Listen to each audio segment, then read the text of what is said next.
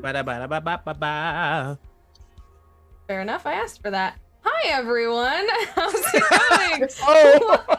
No, this is perfect. Welcome to the finale of our Conspiracy in the Stars heckin' show with all these awesome folks. Ready, rip-roaring, ready to go into space one last time. So heckin' happy to have y'all here for episode 6, Into the Stars.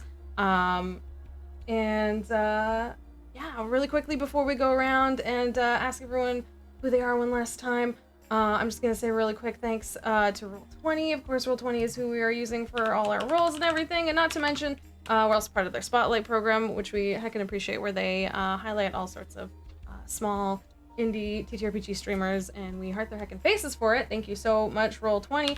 Our second thanks has to go out to Mage Hand Press and the Dark Matter content, which is what we are using here. This is specifically the Conspiracy in the Stars. You can play this exact sort of story, though not exactly, because I honestly changed it quite a bit, but sort of like this. You can do it if you just pick up this module. And Mage Hand Press honestly has a ton of different stuff. They have an entire, like, all sorts of cool classes, which some of our folks are showing off in this game. They have an entire storyline around, like, cats and cat creatures. They have a tankards and taverns where you can play with rolling drink tables and all sorts of fun stuff like that. So check out Mage Hand Press for all their cool content.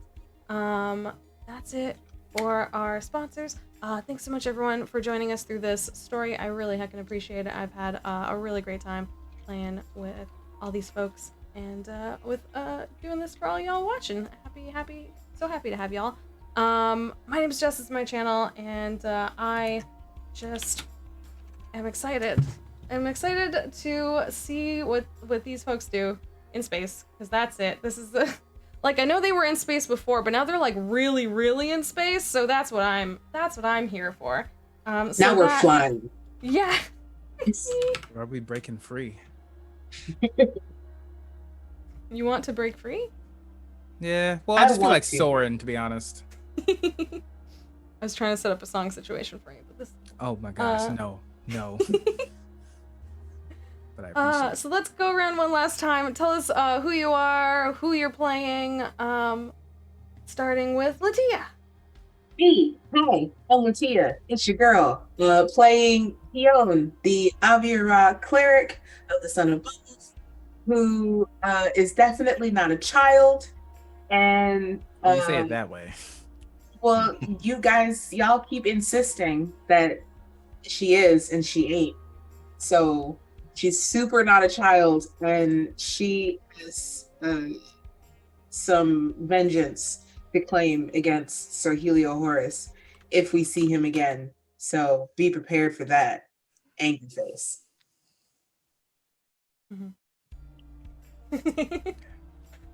Perfect. Next up is Dave. Hey everybody, my name is Dave, or Data Dave. Today I am playing Lucian, the half-elf alchemist, extremely book smart, not street smart. Situations is not a strong point, but he loves bombs, making up things, and that book that he found, the Me Boy on the Murder Express. So, good times. He's currently nerding out over the ship, probably not gonna listen if they say, don't press X. Well, I need to figure out what that does. And that's what's going on in his life. It's a very interesting time. Perfect. I love it. Heckin' excited to see it. Next up, we have PB. Hi, I am PB, and today I will be playing Dr. Summer, an amoeboid binder, who has a lot of little sparkly friends who hang out and, sometimes bark and bite really hard at bad guys, I am excited to use all 5 of my mastery degrees in this finale. 5 master's degrees, none of them are actual, like, medical knowledge. No. Doctor solely for the PhD, not for anything else. I'm here for that, though. I can't remember what they called it, but someone on one of the streams recently came up with a different term for, like a meat doctor, like a flesh binder, and that's what it meant. Like all sorts of doctor, just not the flesh ones. Like that. That's horrifying. Yeah. It probably was in our horror game, if I'm honest. That's fair. Makes sense. The doctor in that game is called the Unbutcherer. But they are also a butcherer. So, anyways, heading over to Gabe. Hi, I'm Gabe. I'm playing Zion, the sniper Vect. I am your resident android boy that no longer has a squirrel skeleton inside of his body, but he does have a hoverboard. So really, I feel like that's a better trade. And there's probably a kid with a laser sword running around somewhere. Totally not my fault. It's definitely Keon's fault. It's unrelated. But now we're in space. I didn't have the laser sword. You had the laser sword. I know, I'm lying. Stop it. This is gonna be fine. Oh my god. And look, why have children if you can't blame them for your mistakes, you know? I'm a Oh, robot. that hurt me in my soul. Oh no. Oh my god. Amazing. Thank you all so much for that. Like, just the intros. I'm already very happy. Thank you We're all so much. chaos. Thanks everyone for being here. Thank you all for those intros. And now, as a reminder of what happened last time, someone gave some teens some weapons and or artifacts for some hoverboards. You got it. What's funny is that's correct in Zoom and on the layout. You can totally... Someone did that, and this group of folks ended up with a bunch of hoverboards. They ended up going through a whole chase sequence through all of Port Nomad, following behind Sir Helio Horus, who had a kidnapped Professor Orin Gogglefogger in the seat beside him. And after a long chase of many fancy science maneuvers and all sorts of tricks and things, the tank crashed, and it was revealed to have been a trick of holograms, and the actual professor was being scooted away, well away from where the crew could reach him, being taken onto a big fancy ship at the time that seemed to be run by none other than supposed Dr. Cameron Kane, the fancy lady in the red dress, no longer wearing a red dress, now suited up, ready to head into space, where our crew promptly started the chase, after trying to trick the ship into thinking that they were the professor and that they knew how to fly it. The ship eventually made it out of dock and into space, where they are now, chasing after Cameron Kane, who has in her clutches the professor, who they were originally tasked to protect. We got had. On that note, music ever so slightly, for no particular reason. You are all on the Caliber. Over his many years of exploring the far reaches of the verse, Professor Orin has outfitted a personal ship with a variety of technological upgrades, amazing things unseen anywhere else from across the galaxy. No one is quite sure what kind of ship the Caliber started as, but the professor has modified it so very much that it is certainly now a one-of-a-kind ship. The Caliber consists of 3 main levels available to you. They are connected by a central ladder in the middle of a circular 3 stories. The lower level has sort of the cargo bay, the boarding ramp, which you entered onto. The second level, which you were ushered up to, is where the cockpit is, where I think the majority of you now are. And there is also something you might have seen as you were entering it, a custom deployable dogfighter on the bottom of this ship, known as the Scope. And the professor has used this ship mostly for science, and a lot of things have been outfitted as such, but there are still a number of highly technical systems available to you on this ship. That is where you are now. I think we determined Zion was in the pilot seat, correct? Yep. And I'm sitting next to him. Yep. That makes sense. And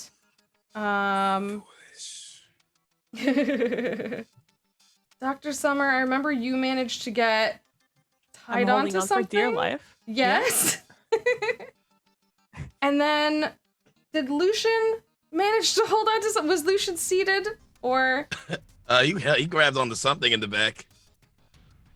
Okay, perfect. I'm trying to remember exactly. So you all go shooting out of Port Nomad and into the darkness of space. And Well, when you say it that way, doesn't sound like you it was a hear- very smart decision. It was definitely. Listen, have I ever judged any of your decisions? It was not a smart decision. Have I ever told you not to do something? That's true. It's dangerous. Tell me to stop doing things. No, never. fair Absolutely not. You hear the robot voice belonging to the AI on this ship come on again. I believe I have found the ship you are looking for. The Vorga, the fancy red ship that seems to be headed out towards that asteroid field. Is that where we are headed? Yes. Yes, it is. With haste, please. And you are certain the professor is on this ship? Yep. I appreciate that Zion did not respond, but everyone else did. And Zion does not respond, even though everyone else does.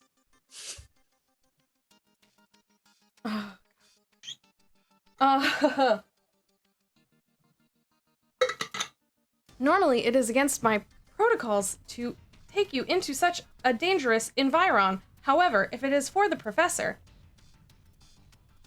I think we can do it. And as such, you seem to have convinced the ship, and she sounds like, normally one for safety, you have convinced her that if this is for the professor, she's gonna do it. And so you proceed out into space, and you can see ahead of you an extremely large asteroid belt that rings around the port as it is on the edge of this galaxy, and somewhat of a I don't want to say dangerous, but like not the safest part of space. And so as you make your way towards this rock and debris, you can see it. You can see a jagged silhouette of the Vorga. It is covered in chrome. It is surprisingly noticeable out in space. It has a plating that glints against the few stars out here, and kind of very sharp gleaming like the edge of a knife. There's a burst of red fire from the engines so large that you can see it even at a distance. And through the void of space, you can see 3 streaks kind of coming at you. Mm-hmm. And you hear that voice come back on. Oh, not to alarm you all, but I think that we may have company. And I would like for all of you to roll initiative, please. Oh. Okay. It's fine. Definitely fine.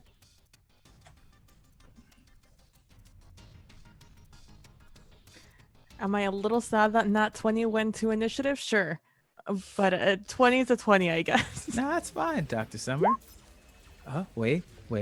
But as a ranger, I think I have advantage on initiative rolls, which is great because that's a nat 1. Oh my goodness. Yes, I do. Oh, bless. Oh, bless. Bless.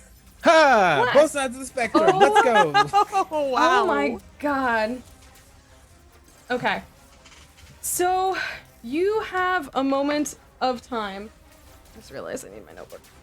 I gotta put down. You have a moment of time as you see the Vorga seems to have slowed down to let out these 3 ships, and they are streaking towards you.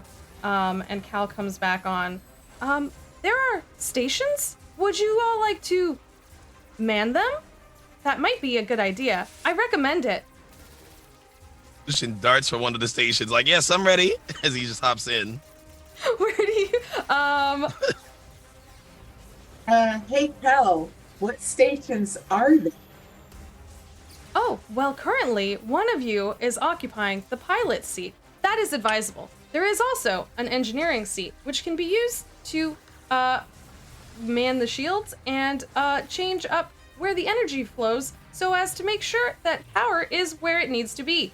There is the scope, which acts as a sort of can be ejected as its own ship and must be piloted in that situation, or can remain attached to the ship and act as a turret. There are also an additional support gun station just behind the pilot seat, and you see there is kind of like from behind the pilot seat where Zion is sitting, there's like a floop, and like a little seat comes down and a little panel comes up, and so literally these seats are kind of back to back with the pilot facing forward looking out the front, and the seat behind having a little bit of a little 3D monitor with like hexes across it kind of comes up and around. I take that seat. That's my girl. Okay. Aw, like father, like daughter. I'll take the which one are you taking? Oh, I just darted for what was there. This could be like, this shit would be like, oh, sorry, I got kind of excited. What do you want, Dr. Summer? It's like, you know what? Your choice. I know you're very excited about the ship. You choose. You get it.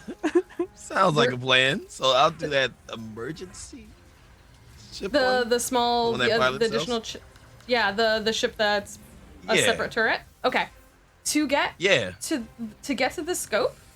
So Cal comes on. Oh, yes, the scope, of course. To get to the scope, you will need to proceed down 2 levels, all the way to the bottom. You will slide in via the rails, and you should be able to seat comfortably and move an entire 360 degrees around with the gun turret. You're gonna have to Rails. run to get All right, to the sure, I'll scope. try. all right, He's sounds fun to on. me. He just starts sprinting. Perfect. For science, you just hear in the distance, for science, as he kind of grows down. Be careful. Oh, boy. And a computer, I will take the shield seat station, wherever that is. Yes, of course. And so like a panel like that was already there with the seat in front of it, kind of like to the side of the pilot, kind of lights up, and it's like, this is where you control most of engineering as well as the shields. However, if anything dire occurs, you will need to go down to the proper engineering room. Okay, sure. I'm assuming big red, just flashing if something bad is happening. That'll be like the first sign. Oh yes, I will tell you, unless I am offline, and then all of you are most likely doomed. Thanks for the vote of confidence. And I go and I sit down in front of the panel. Good luck, space friends. What was that? Oh, I think I like each Cal. of you just got an advantage to use at Yes. Oh, heck yeah. each of you has 1 available to you. Appreciate you. Thank you. We're Gonna gonna need it. need them. Hey. You will win. Yes. So, here's how this can play out. There are smaller guns that you can use from the pilot seat, but using those over like movement and stuff like that, particularly because you're going through an asteroid field right now, will take away from your ability to maneuver. So you can focus on maneuvering, or you can focus on your guns. The standalone turret and the support turret that's up front top, those can both. Oh, that's not true. Sorry.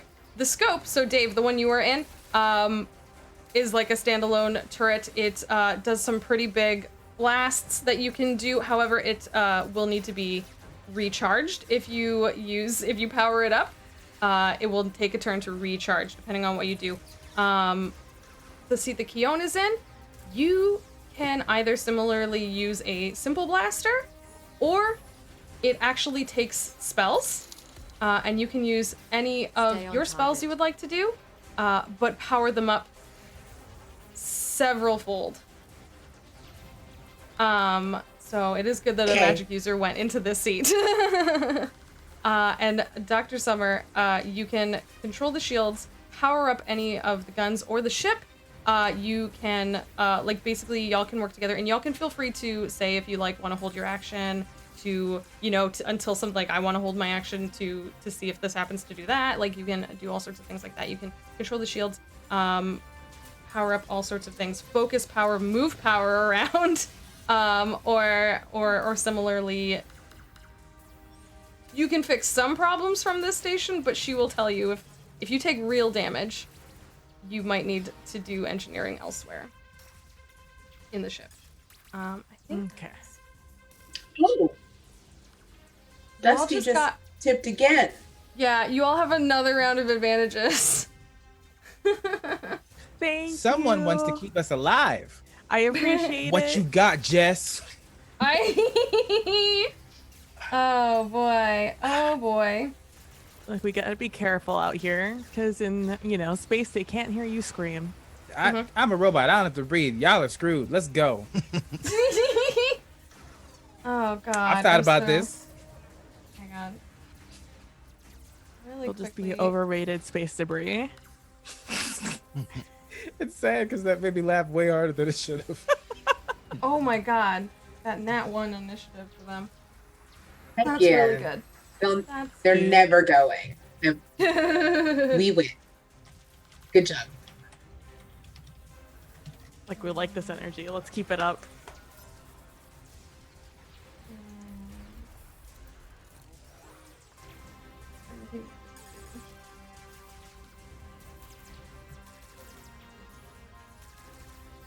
Okay.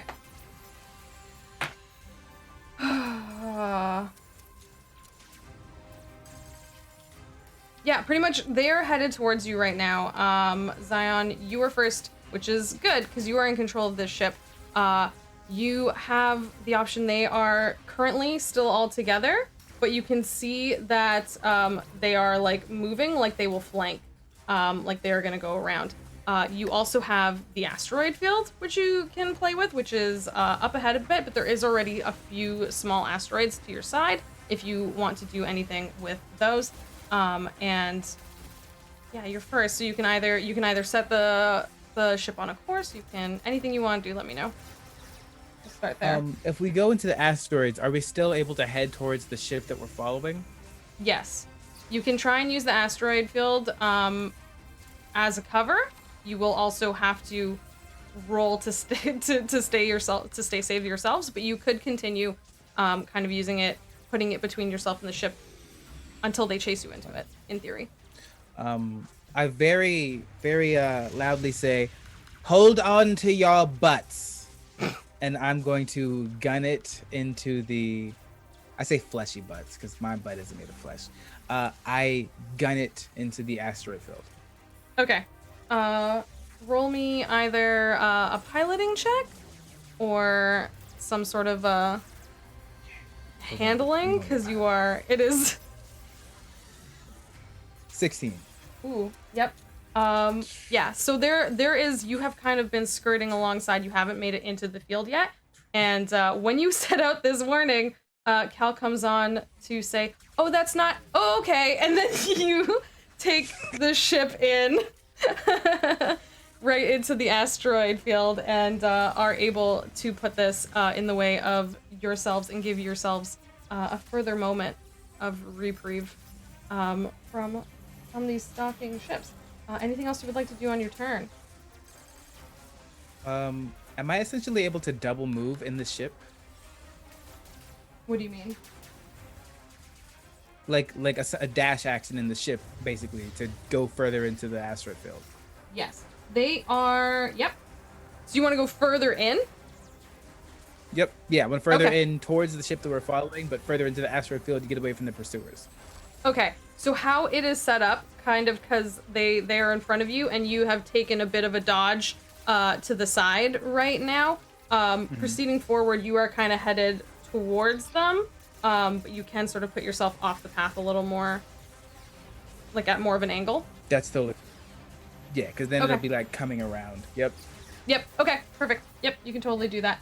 So yeah. So you make this hard maneuver into the field, and you are able to start to put this between you and them, and then you reset the course of the ship, kind of like on this angle. So whereas now they were coming head on for you, they are kind of off to the side, like they're still kind of. I wish I knew boat directions, because I feel like this is like a starboard bow type situation, but I like That's fine. the approximate of like northeast of your ship. That's kind of where they are still, but further to the side than they were, certainly. Anything else? Perfect. That's all I want to do. Nah, I did piloting is my thing. This is my X-wing dream. Hyun. Oh, yeah, Dusty got me because I was like, I think starboard is right and port is left, and then fore and left. I'm not. Dusty can correct me. Anyway, what am I doing? Shoot stuff. Absolutely. So, you're because of where Zion has moved the ship, there are some stuff in the way. So I'm gonna say you have a bit of disadvantage. But how you just want to try and shoot it like the nearest ship to you? Yeah, and actually, since it was so lovingly explained to me that I could use spells, Yep. see what a guiding bolt looks like coming out of the ship, because that sounds like a great. Yeah. And do you even need to roll for a guiding bolt? Do you? No, Guiding I'm bolt, asking. I do. Okay, so please give us that roll. Yeah. Sorry, I wasn't trying to. You looked really excited for a second. You're like, I don't even need to roll. No, I do. So you said I'm rolling with the disadvantage. Yeah. So I don't have my spells powered up here. So we're just gonna roll 2d20s and see what happens. Go for it. Okay, so that's the lowest is a 13 plus 7, so that's 20. Oh yeah. Okay. Yep. So roll this hit. Okay, so then that's 4d6 damage because I'm just casting it. See? Okay. Ooh. So what does it look like? Latia? Yeah, what does this look like as you charge up this spell and kind of like put it into the system? Oh no. So, okay, so it's like, so I assume that this has some sort of like double-handled, like firing mechanism. Like it's basically like one of those video consoles where it's like double handles and then you can build the triggers here. So I grab onto it and go, oh, my laser! And then I pull both the triggers and like you see the energy from my hands, guiding bolt energy from my hands go through the handles and then like out through the thing. Yeah.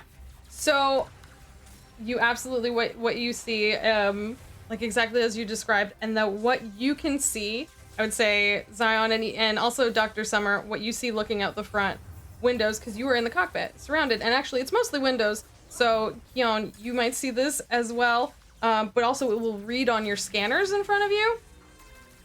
Is basically from under the cockpit, you see these kind of like cannons come out, and there's almost like a moment's pause, and then there is this bright, huge blast as your magic spell is powered up, and it shoots through an asteroid and hits the nearest ship, and it seems to absolutely like cause it a huge amount of damage and kind of set it tumbling off course, and it kind of goes rolling underneath the ship that was next to it. You have done a lot of damage to the first ship. Heck yeah. And should anybody fire on that ship again, you've got advantage. Ooh. Perfect. Dr. Summer, you are next. Let's see. I am going to prepare for, I guess, for a counterattack. So I'm going to grab, I guess, take some energy from like a non-essential part of the ship and make sure it goes into a shield facing the technical side of the ship that they're on. What is it? Port? Is that what we decided? Port? I think The so. port side. I think Making we sure it's covered. decided for left. If port, they're- so So if they're on the left side, it's port. If they're on the right side, it's starboard. If they're in front of us, they're fore. If they're behind us, they're... yeah, so they're for starboard still. They're kind of like. I'm so sorry that I keep using like compass directions. I'm like they're northeast. Like they're for. Are you a they're boat for person, Jess? Starford. What? Sorry, what'd you say, Gabe? I said, are you a boat person? Now I'm not sure. I've been on boats. Didn't answer my question. We're gonna have a conversation about that later. Jess is secretly a super boat enthusiast. Super, Except super for this secret. one part. Yeah, just except for listen, it's hard enough to remember left and right. Don't also make me remember fore, aft, starboard, and port. Okay. I put up some shields on the side Yep. that they'll shoot us from. Perfect. Yeah. So you start to move the power over, and you can hear Cal going, "Oh yes, we didn't need lights in any of the rooms anyway. That's fine." And you hear actually kind of like a above you, as all the cabins above power down as you take all the power and strengthen the shields in the direction of the enemy ships, as we all described. Is there anything else you would like to do on your turn? I would like to comfort Chill because Chill has never liked ships. So they're like really nervous, and then we're taking some evasive maneuvers. So I'm just gonna take a second to just like pet Chill, who I will remind everyone is my blue-colored corgi spirit thing who hangs out with me, and occasionally turns into a frostbolt.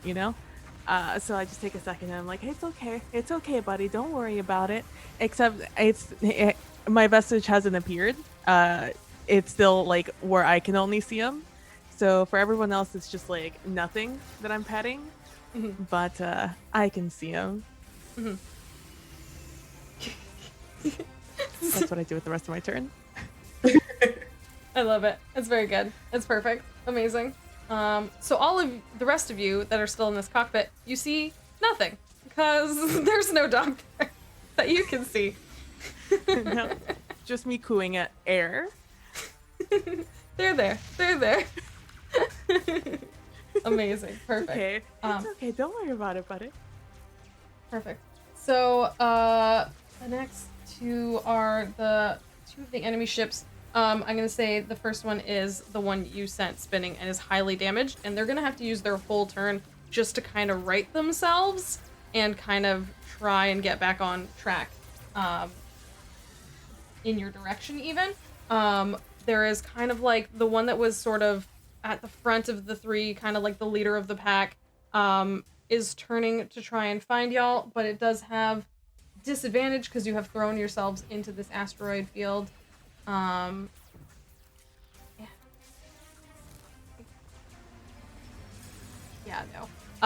Yeah, you see this ship kind of turn and like almost like slow its speed to try and like turn to catch up with you. Like it loses a lot of momentum in this turn, and it just completely sends shots firing across the asteroid belt that y'all are in. And the last one, oh yeah, no. The last one definitely also, in turning, it has to kind of adjust for the third ship that went spinning under it, and it actually has to take like evasive maneuvers to try and get around and away, and it's gonna focus the rest of its turn on just trying to catch up to you. entirely and not even shoot at you yet. So that is them. Next is Lucian. All right. Lucian looks. Are we still around asteroid rocks and such? Yeah, you're still in the Nearby? asteroid. All right. Lucian starts. He looks around and says, Caliber, are you there? Oh yes. How can I help you? What's the likelihood can I shoot a rock and it'll actually hit one of the ships? Oh, that would be very difficult to do, but perhaps if you overpowered the guns. You know, I like the way you think. Solution then looks for how to overpower the guns to try to shoot the asteroids and hopefully hit one of the ships. You could ask Dr. Summer who... Sorry, go ahead. Lucia? No, I was just saying he's playing asteroid pinball in a moment. Basically, turn it into a game to be like, is this possible? You can call up to Dr. Summer in the engineering ship and ask her to divert the power from somewhere else to give it to you to overpower the gun. Or you can tell me some fancy technological way in which Lucian does this. I think calling Dr. Summer might be more funny. It's like he presses the button down. Dr. Summer, Dr. Summer. Dave, yeah, sorry, Lucian, yeah, are you good? Yeah, I'm great. Oh, everything's cool. So I want to do this cool idea I had. I want to shoot an asteroid rock and hit in one of the ships. Can you give me just a little bit of extra power? We got to see what happens. I want to see if it works. I do too. And I look at like the field, and in my brain, it kind of becomes that meme of that lady who's just staring off into the distance, confused, and it's just a bunch of calculations around there. Except at the end of the day, I'm like, that might work. And so I'm just like, okay, I'm down. I dig it. And so I am going to take energy from. We've taken all the lights. I will take the energy from the kitchen, and I will divert it into the gun that Lucian is manning right now. Okay, perfect. So you hear another, like, this time from under everyone in the cockpit, and Lucian, from where you are, you had to kind of like slide, like superhero style, down this like ladder, like a fireman or something, to get down into this like ship. You had to go below the cargo bay. So you, from above you, literally all the lights go out, like all the cargo bay and all of the kitchen, everything on that level also powers down now. You hear like, and it is like dark above you, and you just kind of have a little bit of like the sort of the flashing lights of the console in front of you, and the little bit of stars out in the verse around you. Otherwise, it's completely dark,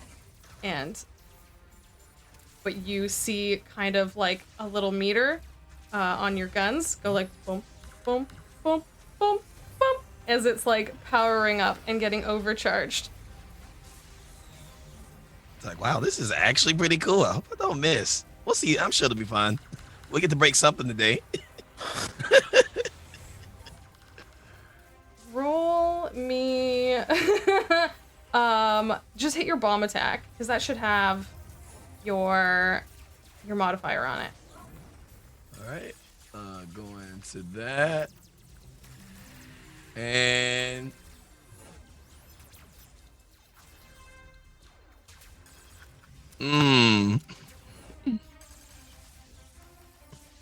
Oof. Big oof.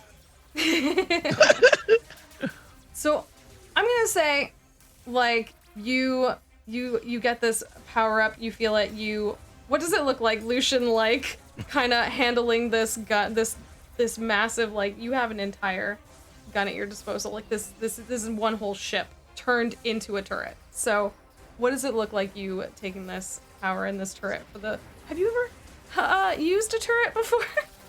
Nope, we're just doing this completely science. Like, I played a game once or twice. So, like, all of these, like, figures and statistics are showing up in front of my face, and I have both of my hands on it. Kind of like it's like, what is it, a Gatling gun in a sense? And having it just like, oh, this is charging, let's do it. And he just as he like swings around with it and shoots. Yeah.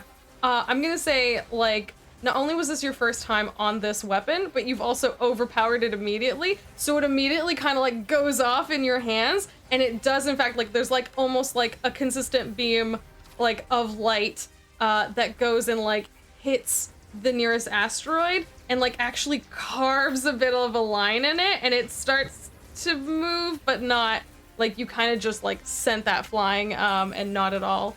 You didn't finish like moving the rock. It wasn't concentrated in one spot enough. And you can tell that from your science brain. That was pretty exciting. Dr. Summer, that was actually pretty cool. Thank you. He just clicks off his radio. It's like, it looks so cool. Anytime, Lucian, anytime. Amazing. Perfect. Top of the round, we are back to Zion. So Zion, you have managed to move quite a ways forward. You've lost sight somewhat of where the Vorga has gotten off to, and these other ships. One of them is starting to get into the asteroid to catch up with you and kind of like follow. The other two are still a little bit out, but they've turned and they're starting to chase. What would you like to do? Computer. Oh, yes? How can I help you? Can you help me locate the Varga? Oh, certainly. I would love to do that. That's where the professor is, right? Yes. Okay, let's find the professor.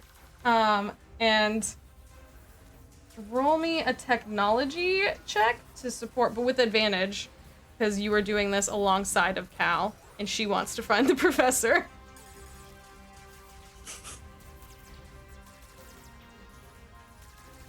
Turning off my voice changer. Technology was intelligence, correct?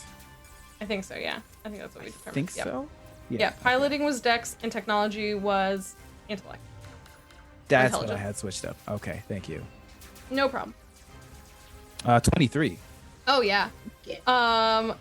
So as soon as she says, let's find the professor, like this, like thin line of light goes out from the front of the ship, and you can see it scan through the whole sort of asteroid field.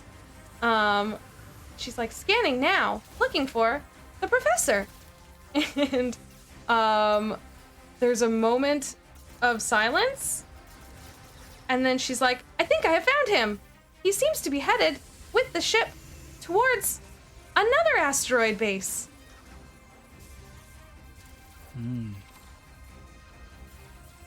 Are you prepared to pursue? Yes, let's go get him, please. All right. So I'm going to gun it, but I'm also going to flip a couple switches and then try to find a radio. And probably can't find anything that functions the way I want it to. So I'm going to like pull a piece of myself and link it into the onboard computer and then just gun it again. Let us have a party.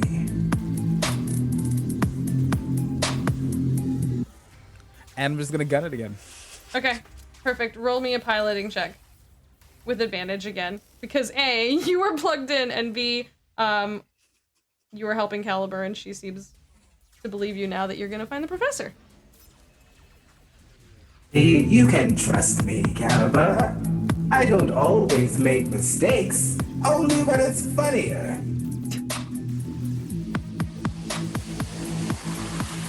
That is a Wow, double nat 20. that's actually. a double nat 20!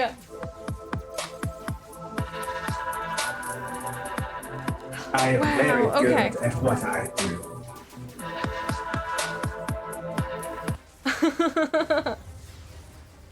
Wow, yeah. What's up? Okay, not professor. This... I was worried, but you're right. You seem to have very good control of this. And you take the ship, like, through this... asteroid field like it is nothing, like ducking and diving, but in such a way that y'all sitting in the ship, you hardly even notice that y'all are doing like complete flips upside down right now. It is being handled so smoothly, like you are just ducking and diving and weaving through this asteroid field. And you can tell that Could I have found like an artificial gravity button? Yeah, sure. You're I want implementing to turn on it. artificial gravity so they never know that they're being flung around anymore. Amazing. Oh, I didn't think the professor had got that working yet. Wow. He didn't. I fixed it. Amazing. Perfect. I am the Anything... professor. Keon, it's your turn next. I think I'm grooving to whatever Zion has started blasting from the spaceship speakers. So I'm just gonna keep firing. In time to the beat. I'm just gonna, well, yeah, heck yeah. I'm just gonna do like regular firing this time though. I don't want to expend all of my spell slots. Cool as it is. But I just kind of want to see what else the spaceship is capable of. So I'm just gonna fire again. Perfect. Yeah. So, any of your, you can just use like a weapon check on this. Okay, yeah, I'll And you do have 2 advantages. I'll roll my sum. Just you don't have to use them now. I'm just reminding you. So if I'm gonna fire, like say I'm gonna fire at the ship that I fired at before, it would just be a straight roll, right? Oh yeah, no, does the guiding bolt last until the next round, or does it have to be? It lasts until someone else attacks it. Yeah. Can it be you? Yeah. Okay, yeah. So then, yeah, Yeah, you just already like have... whatever that. Yeah, the next attack just has advantage. Yes, you have advantage. Ooh. Gabe stole all the nat 20 energy. Gabe stole it. That's a 16. Yeah, no. But you have an advantage? Oh, okay. No, that's with me. me. It did transfer. You stole it. I was going to tell you I'm sorry, but then I'd be lying to you, and I don't want to do that. So a 16. Yeah. Yeah. So, one of the ships had started to make its way through the field. It has... Sorry, I just remembered I was trying to find something. It has only just started to, like, properly get on your tail, and you do manage to hit it. Roll me... Sorry, I had the space guns. Space guns do... please roll me 4d8.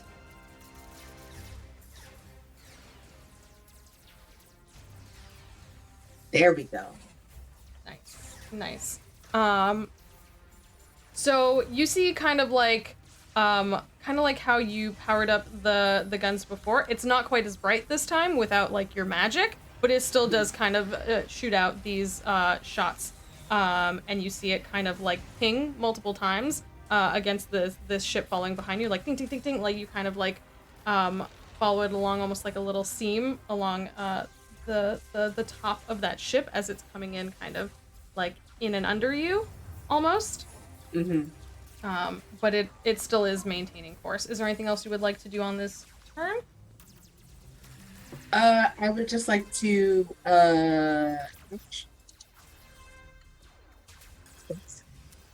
Sorry, you got kind of quiet there. I don't have any bonus actions.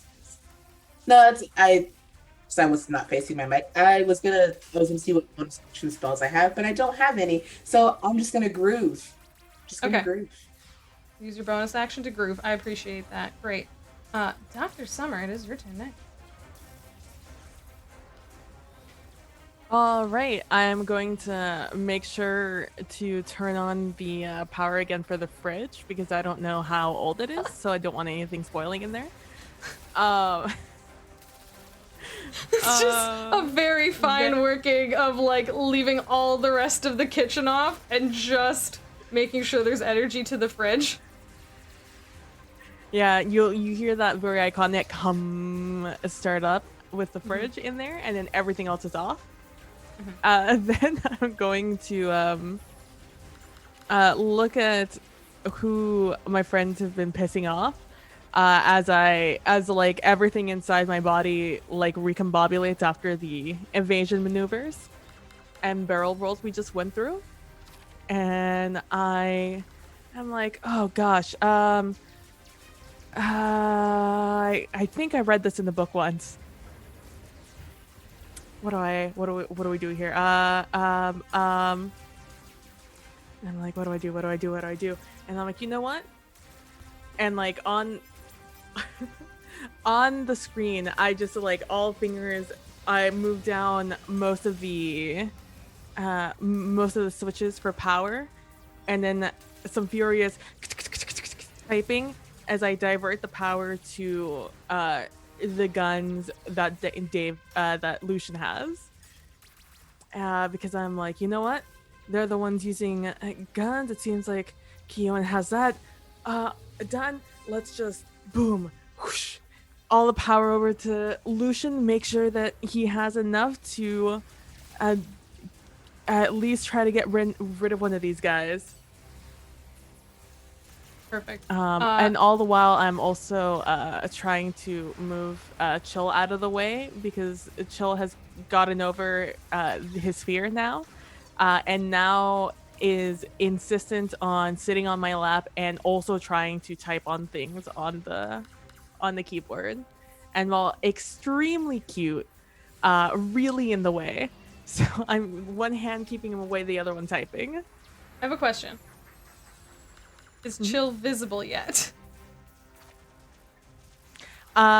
Chill, as my concentration, I'm just like, oh, I need to be able to see you, because he doesn't glow when I see him, but if I make him visible, he does glow. So I'm like, I need to be able to see him now. Usually he's always in my lap. Now he's getting a little bit zoomy.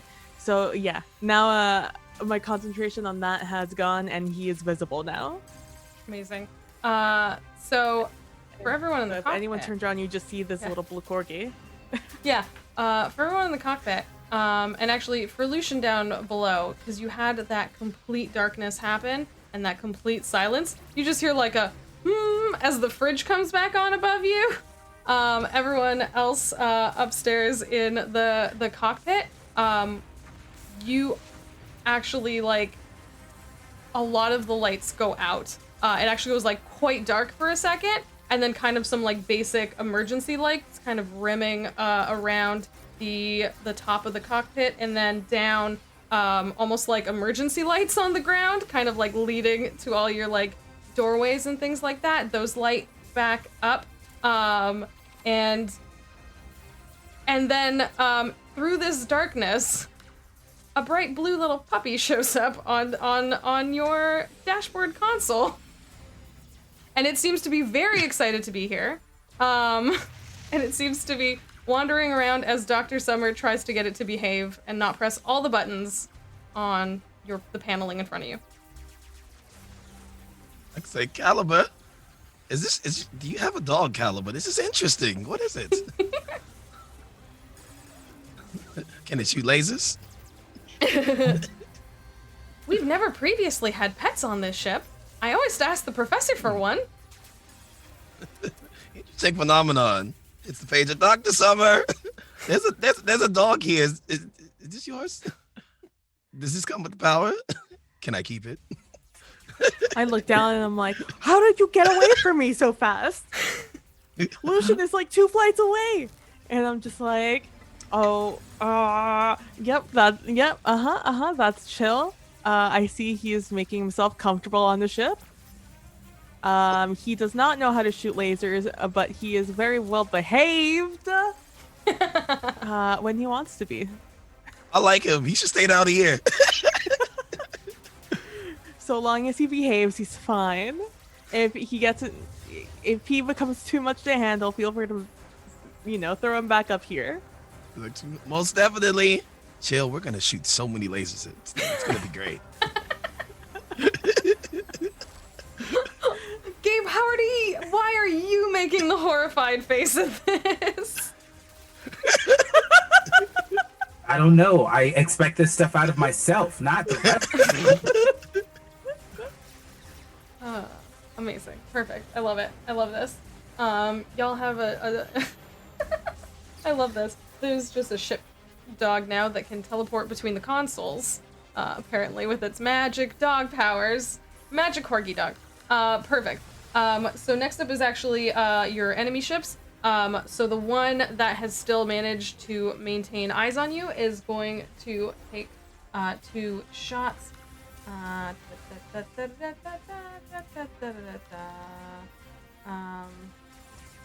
One. So it kind of like gears up and shoots, and hits the shields that you've put up, Dr. Summer. Like there was still the basic shields up, but then there's almost like you can see sort of like a glow around you, and from the cockpit where you have like a majority of windows and you can kind of see out quite a bit, you can see that it's taken out the base shields, and now the support shields that you've put up additionally are still sitting towards the front, and this thing is kind of behind you. So that is it for that one's turn, and then in this same time you will see, actually I'm gonna roll, because they have to come through this. They have to come through this field too. I'm gonna roll dex checks to see how well they chase after you. Oh yes, they chase after you. Very good. So yeah, you. Sorry. Sometimes they get to roll good too. You see one ship kind of like almost copy you in like fancy maneuvers and do this like spin and like make its way over and around, kind of like tracing the outline of one of these asteroids in this belt, so as to get, it almost like uses that momentum to pull itself around and then keep going and flank you on the other side. So there's one ship kind of on your aft starboard and one on your aft port. Words.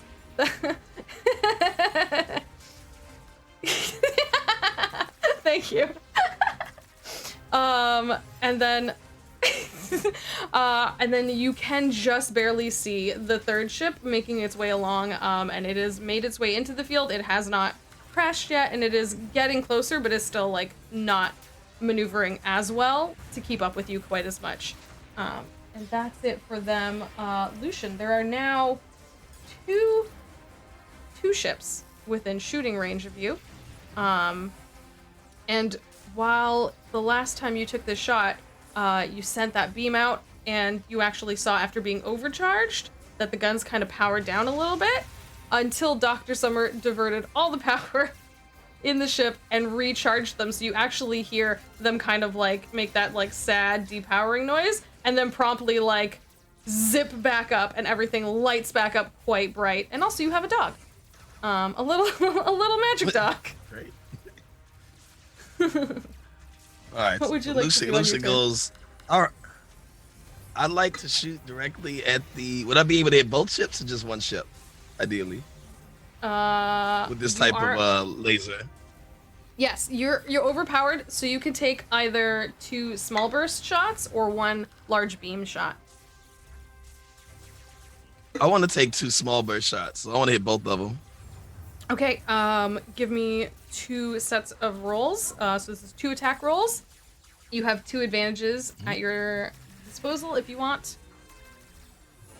You can save them. You can use them now or save them for later. It's up to you. I'll save them for a big beam. Okay. Well, you Go said ahead 2 and advantage rolls. I'll use 1. Yeah, I think okay. about it. Go ahead and do 1 of your shots with advantage and 1 regular shot. Okay, would that be with the bomb? Yeah, there? just go ahead. Yeah, because we'll say it's like twice? it's a weapon kind of geared towards their use. All right. Okay. So you have these guns repowered up, and instead of kind of trying to throw out that 1 large beam you used last time, you make this decision to shoot out 2 small shots, and you kind of take the gun and send it around, and you miss slightly on the first one, but you land some pretty strong hits, and you hear, you kind of like can see as like a few small bursts hit this ship. And it was the previously undamaged ship, but now it looks like it has taken a bit of damage. Roll me specifically 4d8, please, on that. Sorry. All right, I got 16. Okay, perfect. Yeah. So you kind of see it follow along and like hit the base, the wing. So it goes like and like hits kind of like the body of the ship, and then the wing of the ship. And it is still making its way towards you, but it was previously undamaged and now it is taken a bit of damage. All right, and Good deal. we are back up. We are back to the top of the round. You have made your way a good way into this asteroid field now.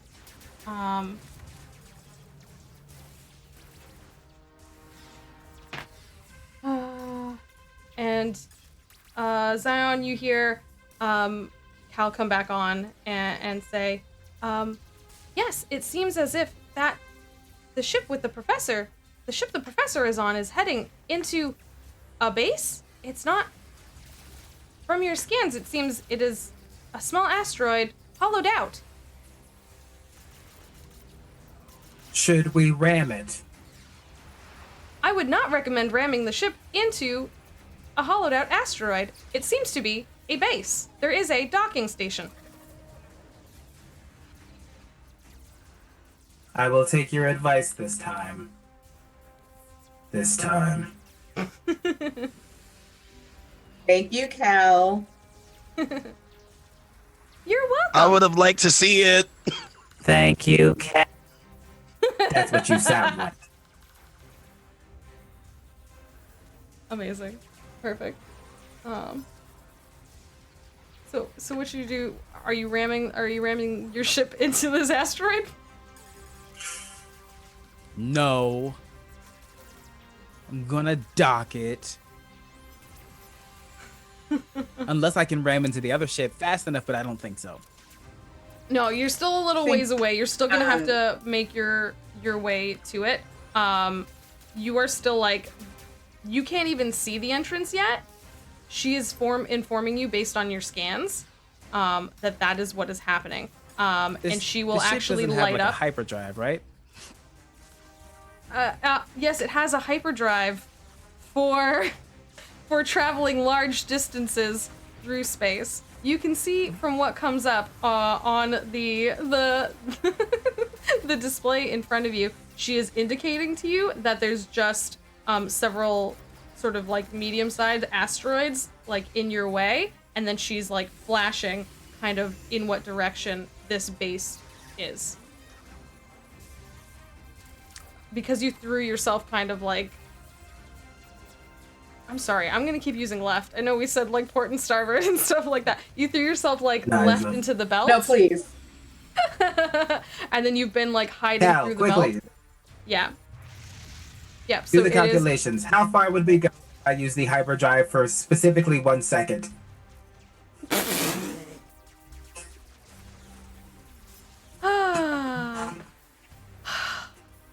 If you do that the unadvisable action, you may end up on the other side of the asteroid belt. However... So there's a chance. Don't laugh. I don't... If you are asking me if anything is possible, no, not everything is possible, but many things are minutely... Some things, while improbable, all are still possible. This is one of those things.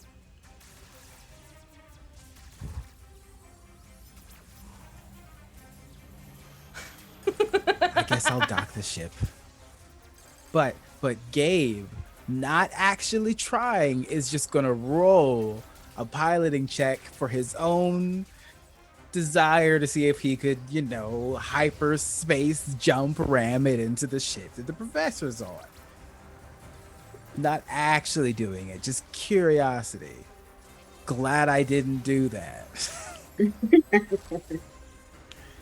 Yeah, so I'm just gonna focus on trying to dock the ship Okay. while avoiding as many hostiles as possible.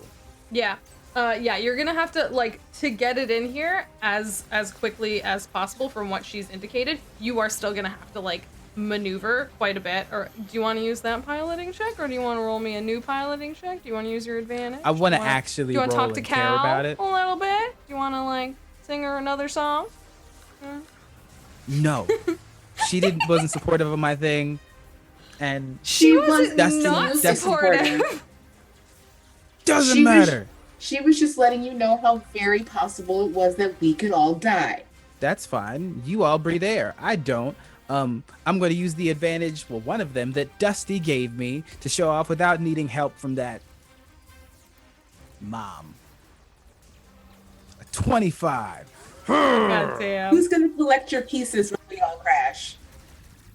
Who's gonna do that? Who's gonna My collect your Ma Bay back on the planet, the asteroid with the bar thing. He That doesn't was know the you're gone. hat. You shut your mouth. She'll know. We had a conversation. It means we're practically in love. I mean, you got a phone number. That's not nothing. See? Yeah. You can signal all the way out here. You know what? Yeah. Stop trying to degrade your new space mom, okay? Yeah. So, oh my goodness gracious. So after being told that your great and wonderful plan was improbable, you instead show off your fantastic piloting skills as you feel almost like instead of using the automated engines, you take control of the impulse engines of this ship and you veer sharply. You move the caliber, which doesn't necessarily look like the most dexterous of ships. You move it through space like it's nothing. You narrowly miss a large chunk of asteroid. You spiral over some debris, and you line yourself up such that you can now start to see the entrance of this this docking station. And from your perspective, you can tell quite basically how Cal has described it. This is a fairly roughly dug out, just like asteroid that has had this sort of docking station put into it.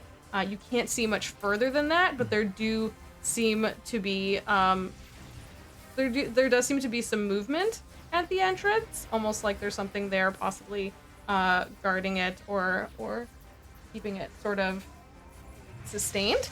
Anything else on your turn? Cal, are you able to take control of the ship and pilot it manually yourself? Oh yes, I do that a lot of the time. The professor does not like piloting the ship most times. Here. If you don't mind, please engage in docking procedure. Certainly. And then I'm going to get up and basically just go get my rifle. Okay. Perfect. Keon, you are next. Definitely not going to shoot a hole in the front of the ship and shut the cockpit so that the air No. doesn't come out and fire at it. Never. Should not. That would just be silly. It would just be a ridiculous thing for you to do, really. Scooby-Doo. Well. Are we still being chased? I just want to make sure that we're all clear to land and stuff, so. Yeah, you still have, like, there are two ships immediately behind you, and then one that is tailing from quite a ways away that is kind of chugging along. That one must be the one that I grievously injured. Shoot at one of the other ones. Okay. Because Are you what using my father told me to do. No, I will. I will do the straight roll. Okay, go for it. Am I still at disadvantage or no? No, you're not at disadvantage. Heck yeah. They've presented themselves to you. That oh yeah. is 18 plus.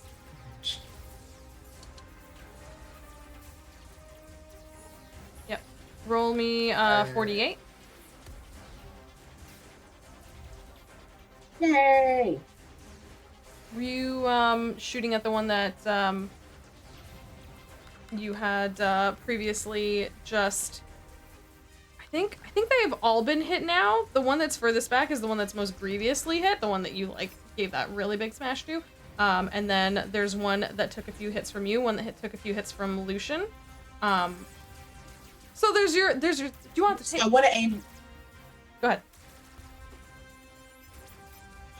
No, I was just gonna say I just want to aim at, since there are two ships that are ahead, I want to aim at one of them so that it gets behind, and I guess I'll aim at the one that looks the most injured.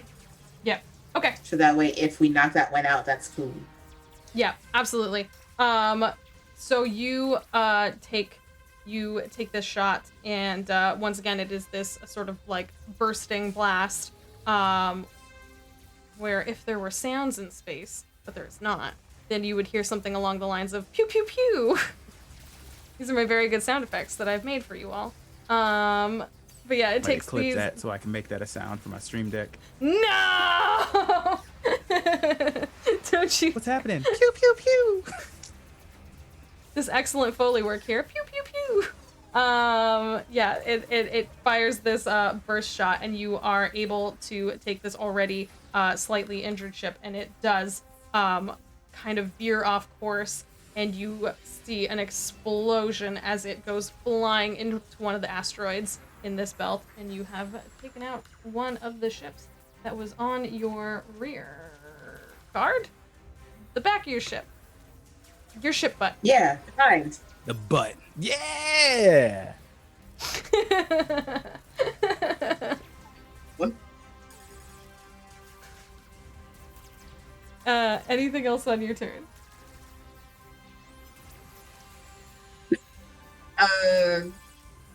How does it look like we will be with Cal engaging in autopilot procedures?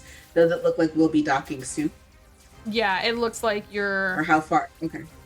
Yeah, Zion already kind of somehow, like, you could hear her telling you that this base was here. You could see from the scans that she was indicating where it was, but until Zion made those maneuvers, there was a lot of asteroids in the way. Zion has lined the ship up in a near miraculous fashion, directly up in front of the dock, and it will be very easy for Cal at this point to just take the ship in. And for all of you, I would say all of you can see this, because Lucian, down below, you have like almost a 360 view with the guns, and everyone up in the cockpit, you can see that at the entrance to this, it's basically a hole dug into this asteroid. It looks almost like it was blasted out, and then you can see just the shimmer of what seems like just a bit of a, like, almost a protective containment field to keep the atmosphere inside. And you were headed in. Then yeah, I'm gonna get up to you. I'm gonna get up to you and grab my sun's staff, and I don't know. Are you still playing music, Zion, from either yourself or the ship 100% itself? still linked in playing music. Heck yeah, then I'm just grooving. Perfect. I will continue to groove as long as the music is there. Amazing. Perfect. Dr. Summer. Dr. Summer is going to rearrange the power switches again. I'm going to press the would you like to reset all the settings to default button, and I'm going to click that and reset all of the lights and energy back to where they were previously, and just slightly move up the our defenses from behind, just in case somebody decides to shoot us from behind as we're docking. We'll be fine. And I will say, by the way, just for the record, I'm hurt. a lot.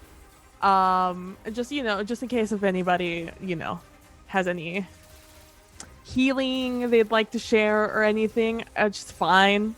It just everything hurts, but it's fine. It's fine. Why didn't you say anything earlier? Oh my gosh. There was, it was a lot of action. There was like disintegrating people and then like trading for hoverboards for laser swords. Then, hitting my entire body against a truck and getting slammed against a couple things and then running to the ship and then going on an epic ship. There's a lot of things that happen and, for a second I get to breathe. So just, This is the moment that it would have been to be a medical doctor. Oh, don't. You sound just like my mother. I have 5 degrees. Never good enough for anybody. Go for 6. There's no point. It's so boring. I don't know if you've ever studied medicine. It's boring. I don't study. I insert information directly into my brain. It's why I can sing in 36 different languages, dance in 24, and know 36 ways to stab flesh. 37. Can we get that as a clip, please? At this point, like Cal actually comes back up on the comms and is like, "Oh, you are injured? The professor has objects for this," and like a little like pneumatic tube comes down and like drops a little like if you open it up, there's like a glowing band-aid on the inside, and if you want to roll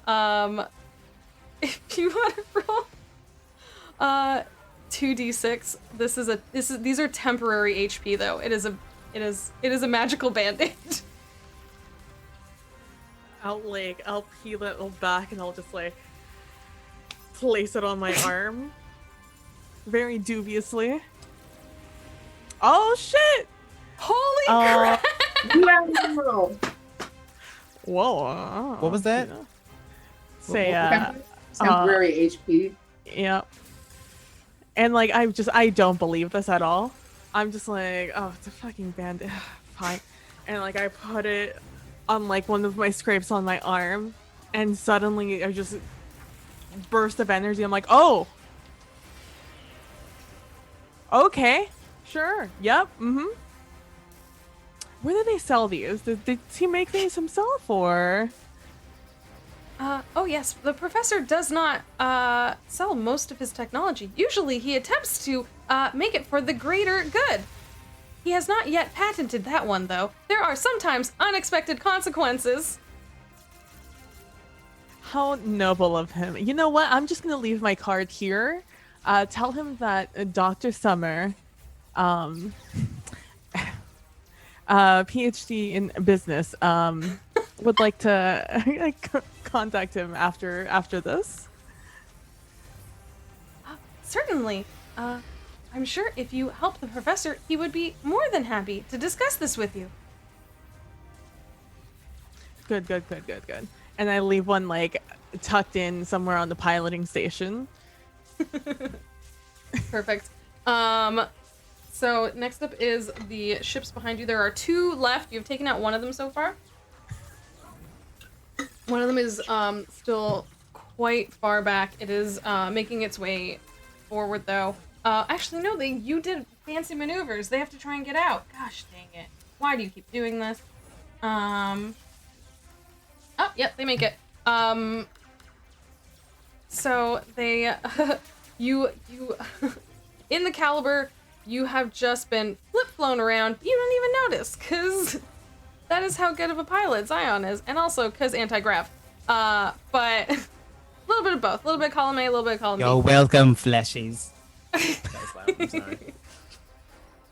sorry. And you appear out in front of this asteroid station, seemingly away from the 2 remaining ships that were following you. However, a moment later, Lucian, you can see from your viewpoint in the scope, all the way on the bottom with this full view. You were already shooting at them. 2 ships come like spinning out of the asteroid belt and are back to killing on you, and they are going to take shots at your ship.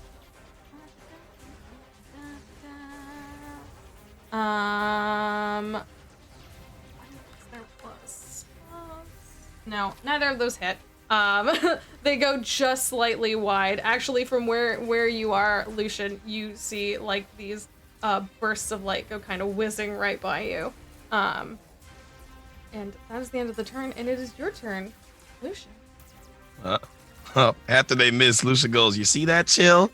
That's what happens when you don't do science. You miss." And then he gets ready to charge up the laser beam. Let me show you something real quick. So with the fully charged, I go for a big blast at one of the ships. Okay. With the advantage. Yep, do it. And yeah. 22. All right. Absolutely. Okay. Give me 48.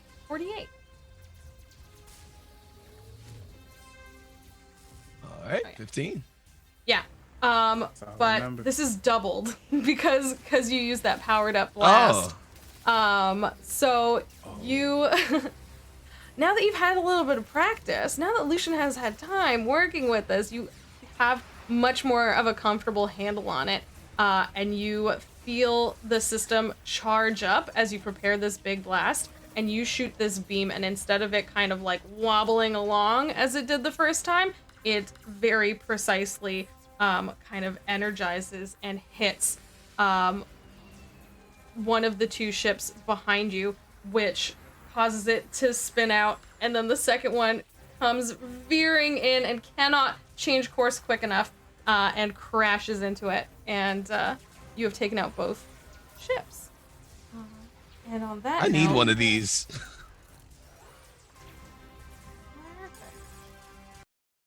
on that note, you here, Cal, come on. We are docking now. Please, everyone, prepare as we land. Everyone, please remain seated until we have landed and docked fully. That would be my preference, but sometimes you seem to do whatever you want, so I guess do that. Is there a bit of frustration in your voice? Oh no, this has been exciting. Despite the fact that we are still looking for the professor, I would like for him to be found as soon as possible, please. All right, I'm gonna make bombs down here. Please, please, please drive carefully. It may be an explosion. Yeah. So you, as I said, there was kind of that sheen of a protective sort of field, and you enter into it, and the ship kind of lands slowly, and you can see parked in front of you is the Vorga. It has already been there. It already clearly has been exited, and your ship comes in to this hollowed out asteroid, where you can see very clearly this is fairly roughly put together. This is just literally a hole blasted into an asteroid, a really rough dock implemented, and then it seems to go in further down into this asteroid. Cal will come back on. All right, we are docked. I will lower the plank if you would like to go down. Please find the professor. Thank you. Thank you, Cal. You've been such a good help despite what everybody else is saying or not saying.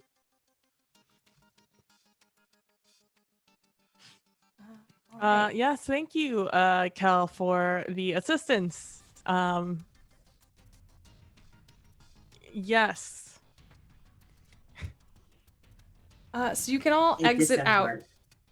Oh, go ahead if you have more words for Cal, please. Gabe, I saw you reaching for your mic. Oh, I was gonna say, Cal, I'll be back later. I need to see how you works, but you know, it's a professor, right? Save the professor as he walks off.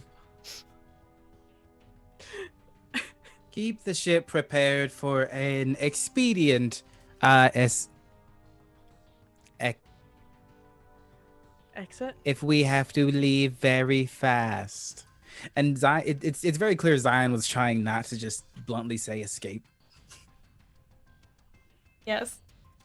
All right, I will prepare the ship for our very quick and sudden departure. Yes.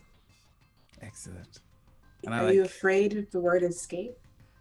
No, I was trying to be friendlier and change my vernacular for a less hostile environment.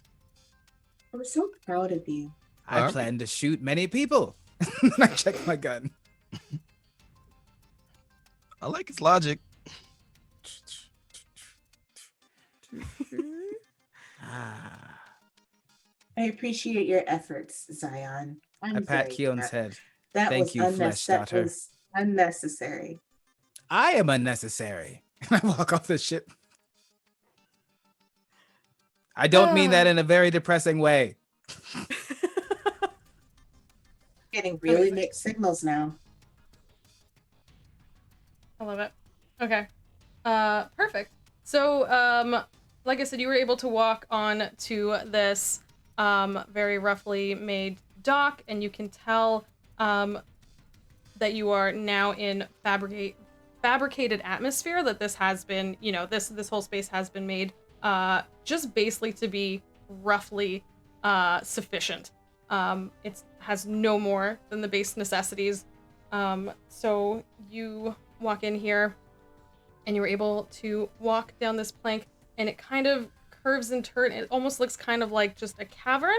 And then out in front of you, you see kind of a flash of light as a laser sword lights up. And standing in front of you is Sir Helio Horus. The teen. I thought it was gonna be the. I really hoped it was gonna be the teen team. too. I was like, oh He's no. a teenager the entire time. Give him sword and the teleportation bombs. We were all confused. You can honestly, you can see in all of our faces in the moment. We're all like, It's like, Oh no! it's the teenager, the true villain. I am so happy, and now I want to change the whole story. It was the teens all along.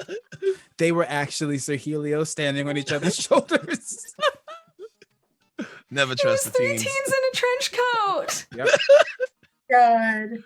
The entire time. Real villain. What a reputation. They gave us hoverboards too. Wow. it was They in knew what they were 22. Mm-hmm. What the real conspiracy the entire time? They were standing there to stall us. The conspiracy of the teens. Yeah. I'm so happy. This game was worth it for that.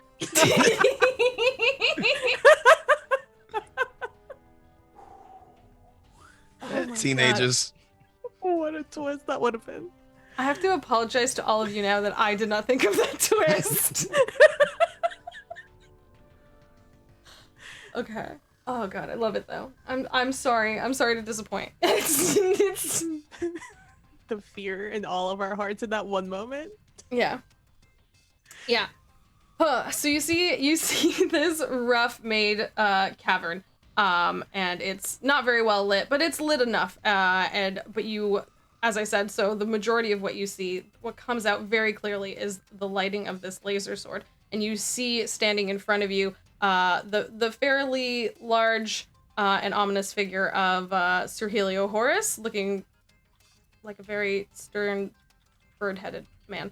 I'm sorry, y'all made me very giggly now, and I can't take things seriously. But then his laser sword actually powers down, and you see him move his arms into a bit more of a passive stance. And he looks down, and then he looks back up at you after a big sigh and says, shaking his head, I never wanted to do any of this. I'm not with them. I owe a lot of people a lot of money, and Port Nomad was the last place I could go to. And I'm supposed to stop you from going to her, but she's in there right now. She has a teleporter. She's trying to get out of here. I just cross my arms and I look at him and I'm like, your mother would be ashamed of Donkin.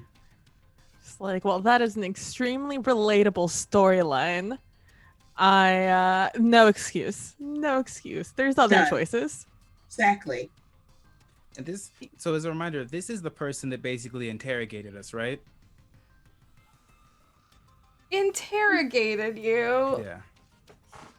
Yeah, I want to sit point there. out, you have become a prime Conversation. example of how the law has taken corrupt actions. That which you swore to protect was exactly that which you hindered. You interrogated us to have a conversation on something that you were deeply involved with. How horrible would it be when the rest of the, well, world discovered that you, the one they had thought as a hero, a defender, was really just as corrupt as the rest of the people that surrounded them. You are no defender. This is your chance for redemption or to fall into a life of, well, mediocrity. As your bones and flesh withers, your memory lives with me forever. How will your story end?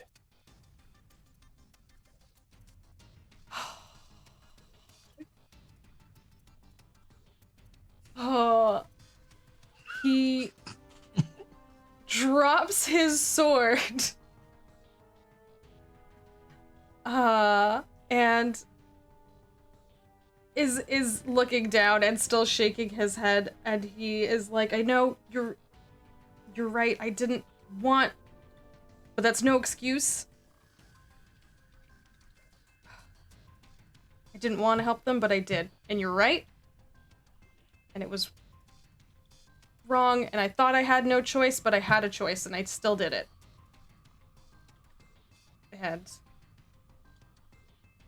And then he looks over at you, Keon, and is like, if there is anything I can do to help, I will do it. She is in there. She is trying to get out. She has the professor.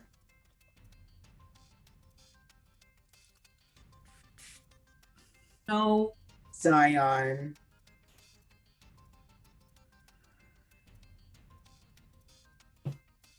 Do you know how to dismantle the teleporter?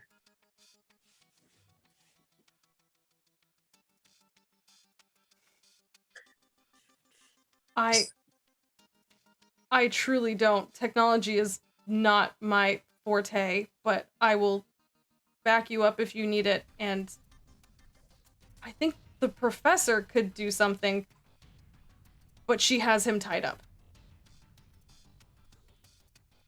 Well, there's always the next best thing. I'll mess with it. I don't know how it works though. It could be just worse.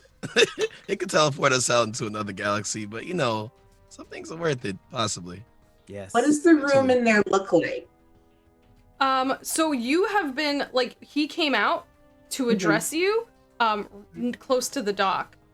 He has moved, kind of like, he's done the thing where he's moved his body out of the way and is kind of indicating that you need to go further into the asteroid to find where she is with the professor.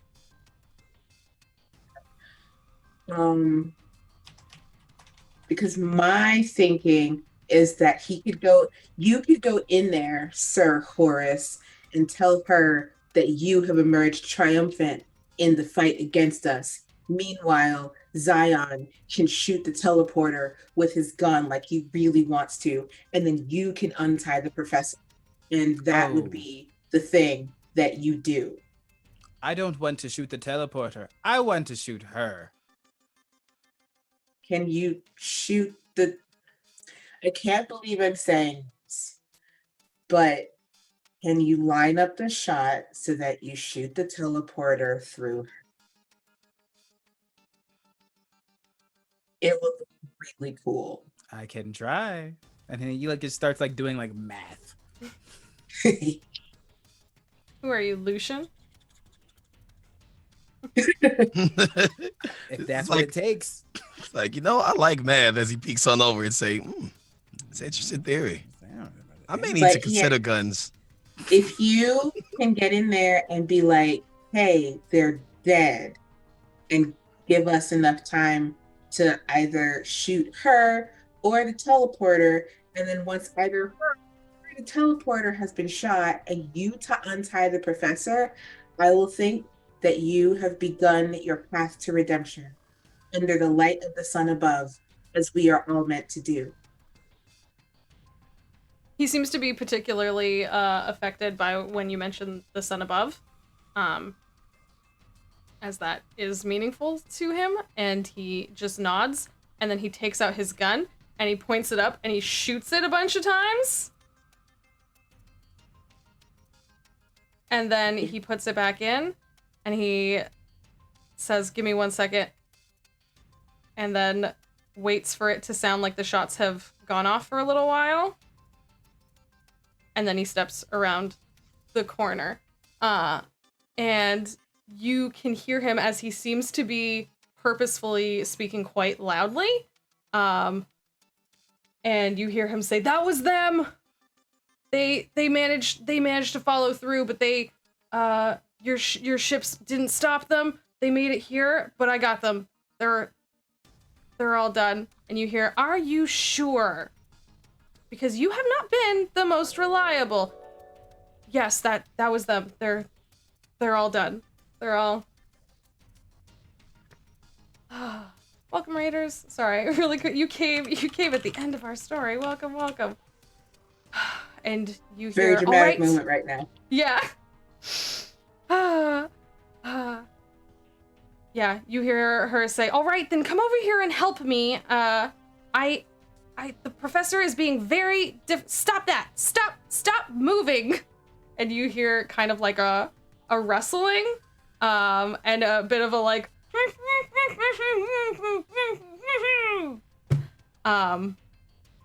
and you hear the stepping foots of Sir Heliohorus going in a direction that is very clear for you to follow, as this asteroid is mostly pretty quiet, so you're able to follow along, and you can tell that it is not too far. It is not too far from here.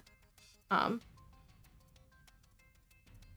you all rounding the corner?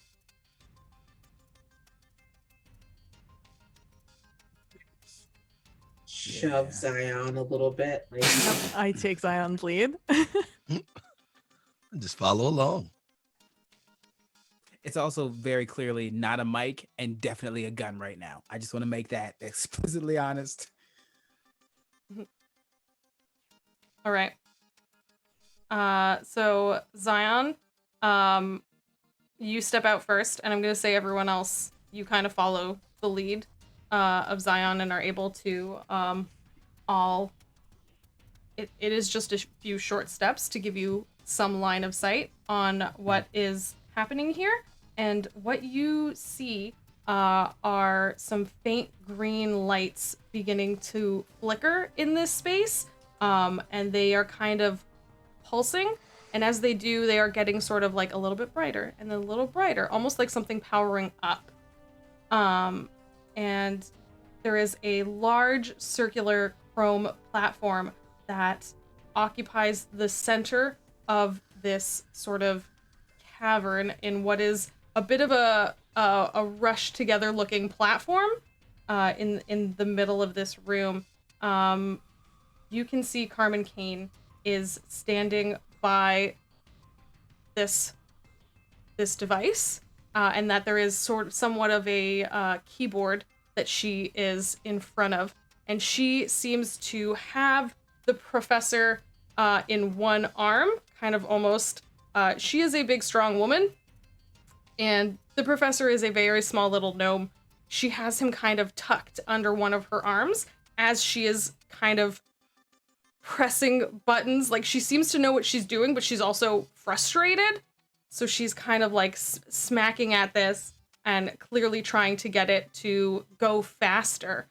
And as she does that, she sees Sir Heliohorus and commands him, as you heard her say, like, "Come over here and help me." And you can see the professor like wiggling under her arm as she's trying to get him to stop. And you can see that his hands are kind of bound together at the wrist. His feet are kind of bound together. Like, this is fairly simply done.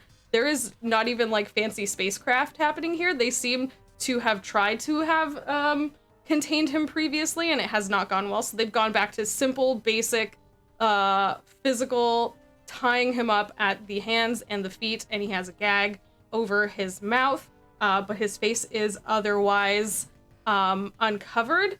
And as you kind of come around, he can see you, and you see his eyes go wide, and he stops mumbling for a second, and then he goes back to, like, he kind of, like, you see it click in his brain, and he goes back to mumbling in the same way he just was. So he'll hear him, like,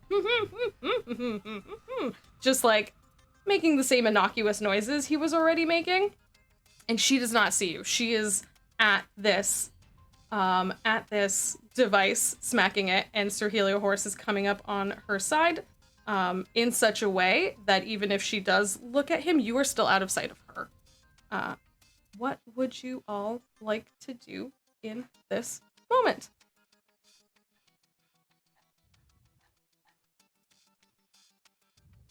Am I shooting her? Wait until Sir Helios gets the professor.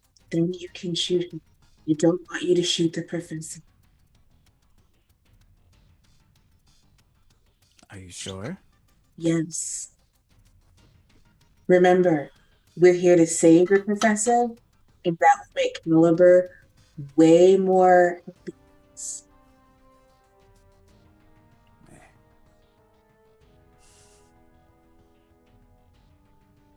I guess For the first time ever, I like pat you on the shoulder.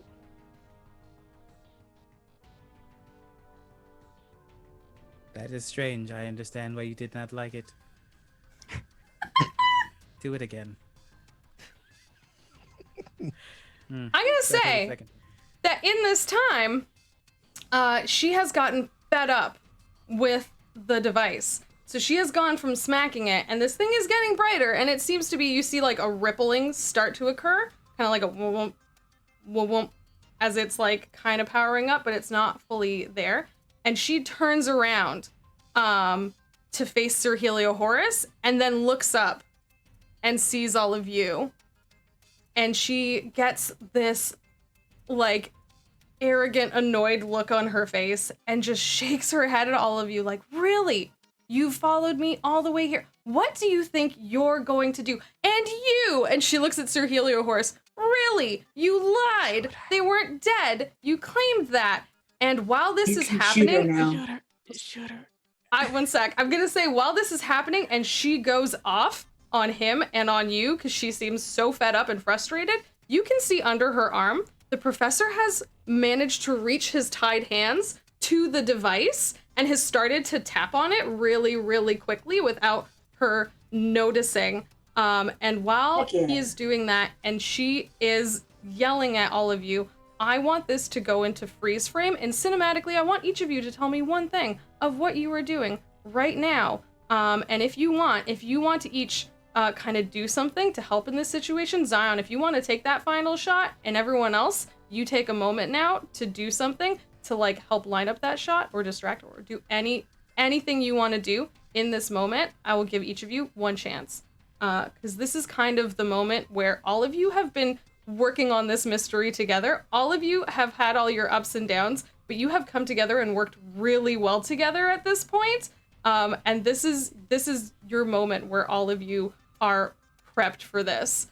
And I think if each of you wants to take a second and tell me what you do while she is kind of going off and the professor is doing this behind her back, what would each of you like to do?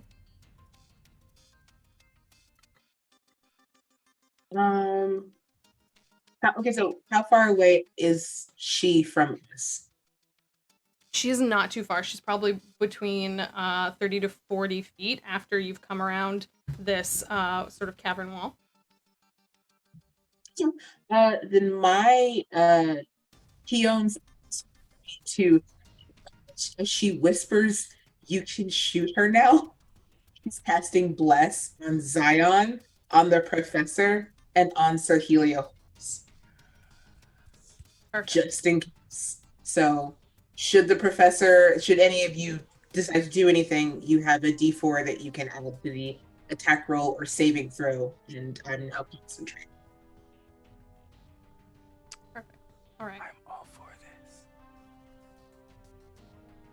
Dr. Summer or Lucian? I'm gonna cast Hunter's Mark on her. Okay. Nice. And I'm actually going to switch my rifle to non-lethal. So trying to injure her and put her out. Because I'm going to be the new Sir Helios. I want his job. Lucian is just waiting for the shot, saying, okay, what bomb was good? Teleportation. Do I want to make her laugh? Like, he's just saying this out loud in this serious scenario. Just like, we can make her laugh. Smoke bomb. Nah, he has to shoot. So he just kind of like cycling through bombs. Like, I don't know what to use. You're in like a video game with the too many options. You're Exactly. going It's through, like, you're like boop, boop, boop. This one, nah. This one, all of it just cycling through it. perfect. Just check a And- potato over your shoulder. It's like, how'd that get in there? You're gonna see little corgi Chill on the ground, just looking up at me, like, oh, come on, let me, I want to be the one, and I'm like, fine, you've had the zoomies all day. And so I get down and I whisper in Chill's ear, and I'm like, okay, all right, right after the shot goes off, I want you to go. I want you to run as fast as you can towards that mean lady. Yeah, that one. You remember? Yeah, that one. I want you to run straight at her and see if you can hit her right after Uncle Zion shoots. Okay, perfect. Zion, what does the shot look like? So I'm gonna line up the shot, basically aiming like square for her chest, because since this is thunder damage, I want to do as much force as I can, basically knock the wind out of her and knock her unconscious if I can. I'm gonna use that second advantage that I got from the good Dusty. Appreciate you. And I'm gonna do it as a sharpshooter, so there will be the penalty, and I'm gonna take the shot. Go for it. Ooh, not great. So that'd be a 9 plus a D4 of a 3. So a 12. I don't think so. Probably not. Nah. No. It's fine. You line up the shot and you fire, and it hits the device, and I think that's the first moment that stops her from her yelling, and she just is like, really, are you serious? And at that moment, I think, Dr. Summer, you had you had Chill prepped, right? Yeah. Yep. Okay. Ready So to go. what? Yeah, go for it. So right after, it's like if you've ever like had to hold a dog by its collar as it really wants to go. Yes. Like, that is what Chill is doing, and despite it being a small little corgi, a lot of power behind that little guy. And as soon as I hear the click of the trigger, I let go of Chill's collar, because he's fast but not bullet fast. And using one of the advantages one of our amazing viewers gave us, let's see what happens with Chill. For 19. Yeah. So what does this? Right. Is this like? Does this tiny corgi do like a full-on takedown? Oh, abso-freaking-lutely. Chill like starts off, and usually what happens is, Chill becomes a blur and becomes like an explosion of ice. This time, instead of doing that, Chill goes straight in for just a push down and just growl in her face, while spreading just the ice onto her being, making her cold. Wow, that could have been better. For 7.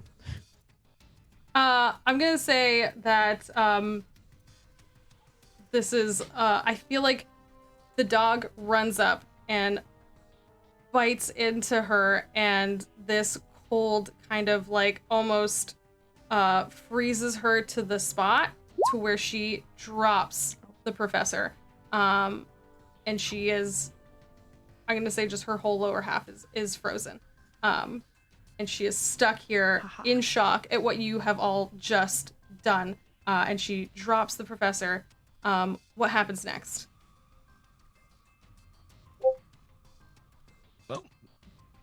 Well, Lucian throws a teleportation bomb next to the professor, so he can like get next to him and begin like untying him, saying, "Okay, you probably should stop this. I would do it, but my friends told me not to. So you go. You can handle this." But in case, Professor, in case you don't want to, I mean, I'll figure it out. You know, just see what happens. Perfect. Yeah. So you throw one of your bombs. It lands right in front to where the professor has been dropped. And you appear over there, and you manage to like remove the bindings from his hands, and he is like pulling down the mask, and he's like, yes, thank you, and he like gets like he still hops up because his hands are unbound, his gag is down, but his feet are still tied, so he like kind of hops up and starts like, and you hear the teleporter starting to power down. And she is just like, no, like as you have frozen her in place, freed the professor. Keon, is there anything you would like to do here?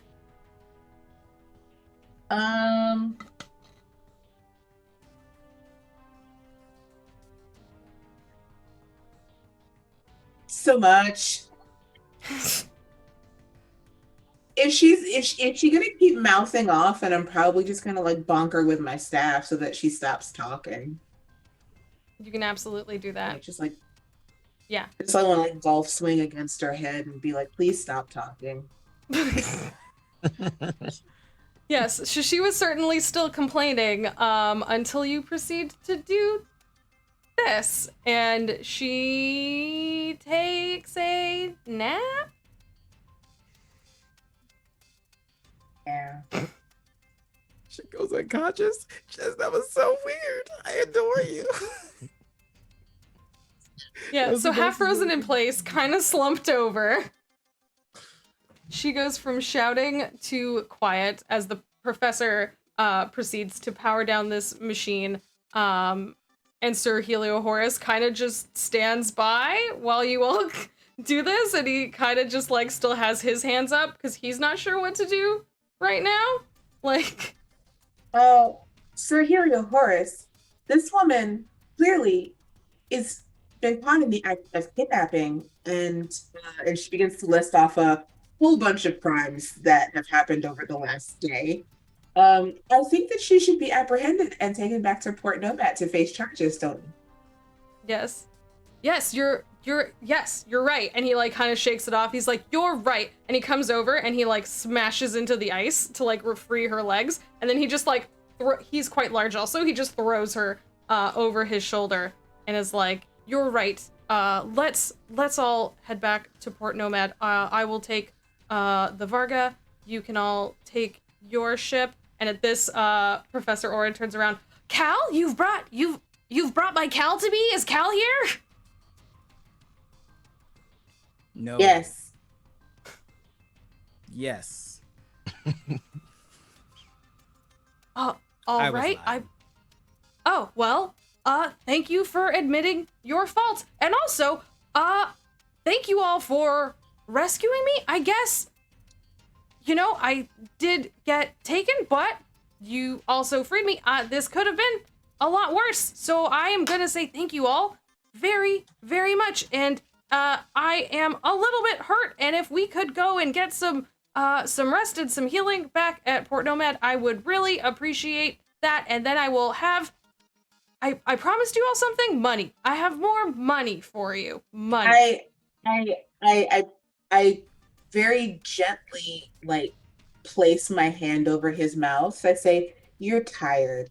Stop talking." And I cast Cure Wounds on him. He's just like nodding, and he doesn't fight you at all. He just like waits. I love her.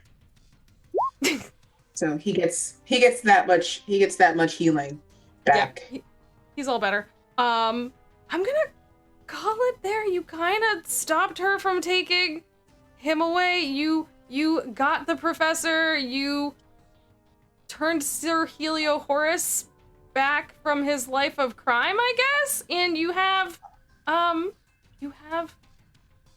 Carmen Kane in your clutches, and you have 2 spaceships now at your disposal if you would like. And the promise of yeah, I feel like y'all did it. It was chaos at the end. I loved Was it. it? Would you say it was more chaos at the end than any other time? It's organized things. I see As where you're coming opposed from. to Kind of. No. I was trying to make myself feel less wild. No. If there are any final epilogue things y'all would like to say, is there any final thing y'all do before completing your mission and leaving Port Nomad? What would each of you do? What would Lucian, Keon, Zion, and Dr. Summer do? Yes, with your hand raised. Yes, please. I would love to. I want to go back and lecture Sir Helio Horus, and then I want to take over. Okay. Yeah. I think that absolutely is reasonable. Because Sir Helio Horus still has the rest of the security office here, and they saw what all of y'all did, and y'all coming in, like, you rescued those 3 that were outside the office, like keeping the security office and everything like that. They saw, and they will absolutely probably stand behind you if you try and clean up Port Nomad for the better. It doubles as a security force and then a mercenary group. That makes perfect sense. Perfect. And every now and then, if he gets on my nerves, I call him Sir Helio Horse Ass. Amazing. That's it. Anyone else? Epilogue? Well, Lucian, it's like, I guess Lucian would continue to discuss and talk with the professor to learn from him. And in exchange for this, for his help and service and what he knows, he wants to mess with the ship a lot more. So he occasionally drives the Excalibur, flies around. If something blows up, it's not his fault. Excalibur will navigate through that scenario. It's like, that place blew up. Yeah, Excalibur, can you fly us out? So consistent adventures of fun in technology. Yeah, the professor would love to have you doing science with him. Science, indeed. So much working on science. Cal would be happy to have you.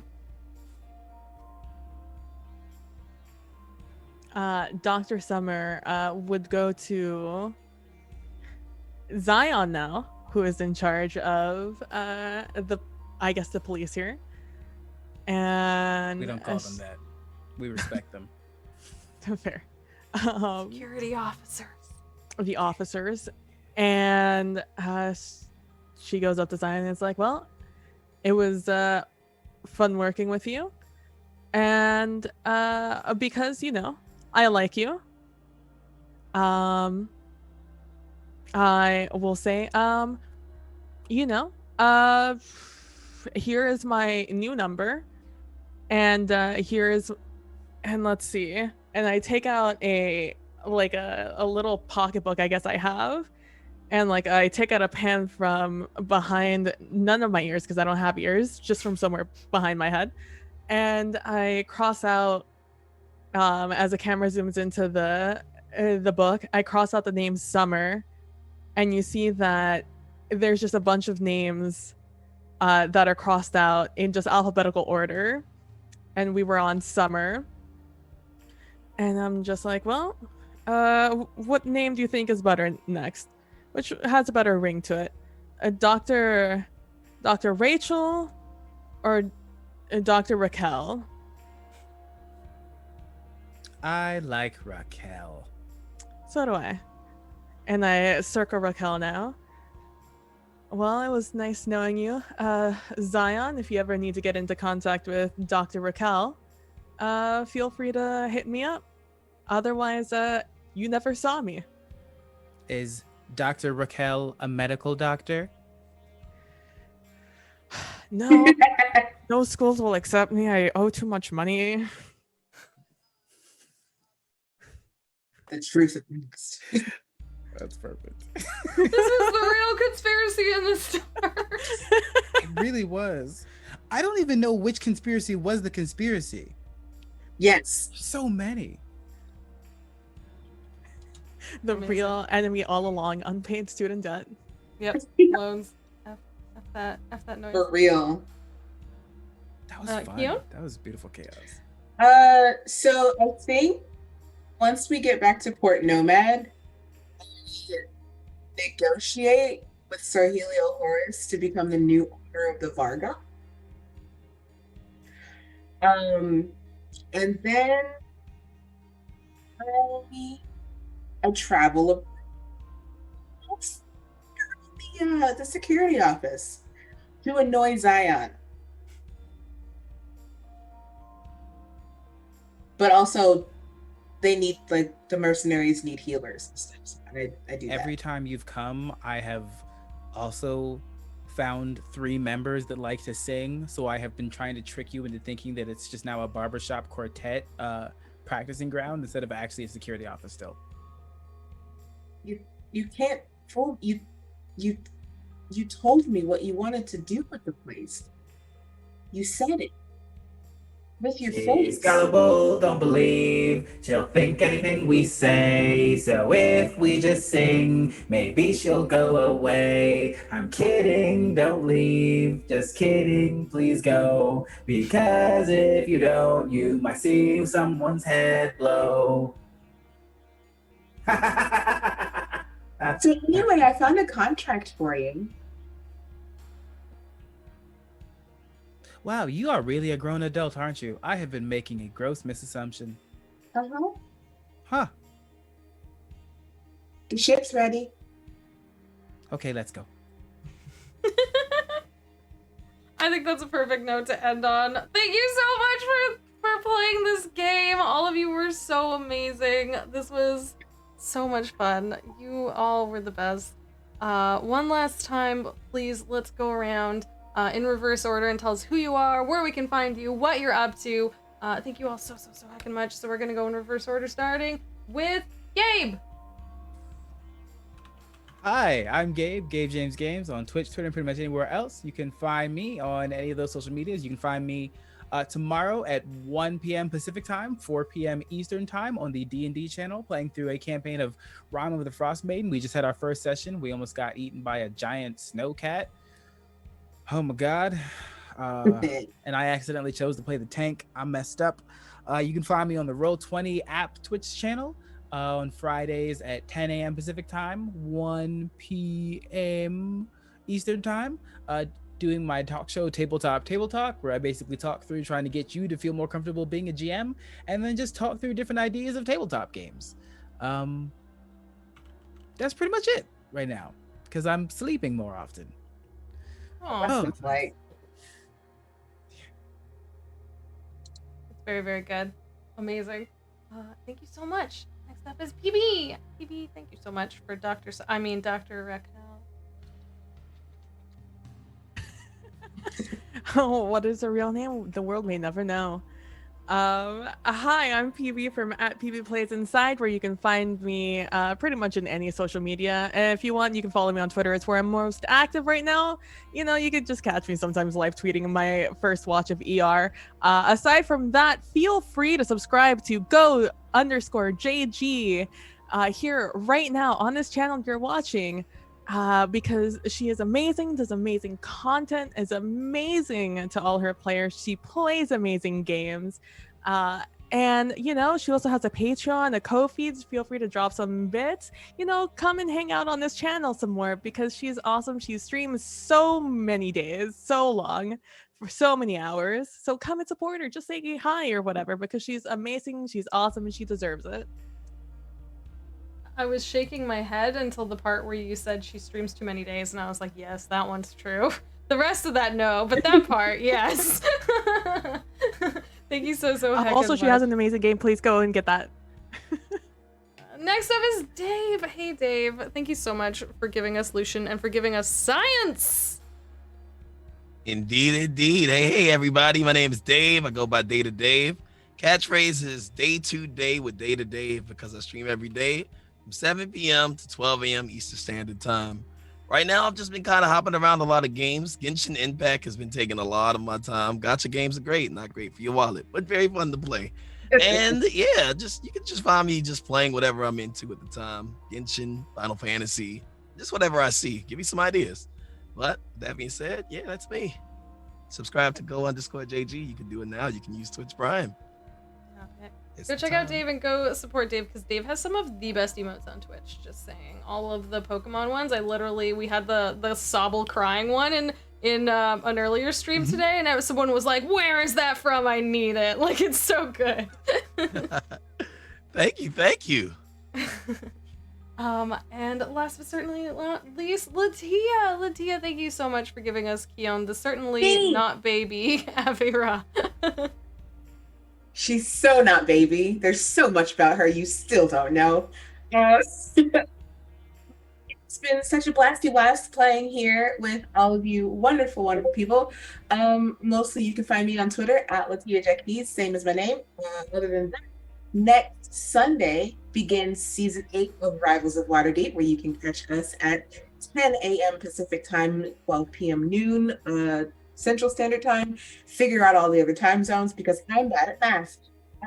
But twitch.tv/Rivals of Waterdeep, go give us a follow, and there you will find all the other fun, wonderful things that we are doing as the Rivals. Other than that, I'm looking forward to beginning streaming again this month. Probably just some simple stuff. Like, I've had the idea to just like do a super chill, like I'm just gonna play through as much Chips challenge as I can sort of stream. So that'll happen eventually. Also just announced to kind of go along with the release of Sina Una oh my gosh, this Friday, 4 p.m. Pacific. Yes, 4 p.m. Pacific begins Tongpo, an adventure that we're playing in the islands of Sina Una. I am a cast member, along with some other fantastic people. CB, got Paladin running it, Mackenzie DeArmas as player. It's a whole bunch of fantastic people. And they're happening right now into the Motherlands, which I am one of the developers and writers of. So that is a thing. I'm really excited. So that is everything is happening so much. Thank you so heckin' much. And I am gonna give away a little spoiler. Hey y'all, we're gonna be raiding into the Motherlands, so get ready. That's what we're doing. I know we ended a little early, but we want to go over there. Listen, it's the session 0, which is like always a heck ton of fun, and we want to go over there and support, because A, it's just gonna be heckin' good, and B, I want to be there watching it, so we're gonna go over there after this. But quickly, I'm gonna say thank you of course to Roll20, where all the music was being piped on, where we did all our rolls in, where we had one map one time. In this game. Thank you, Roll20. Go ahead and click that link and start up a Roll20 account. If you don't already have one, go get one. What are you doing? Thank you so much to Mage Hand Press for the Dark Matter content that we are playing here. This is specifically Conspiracy in the Stars. And you can play some variant of it yourself.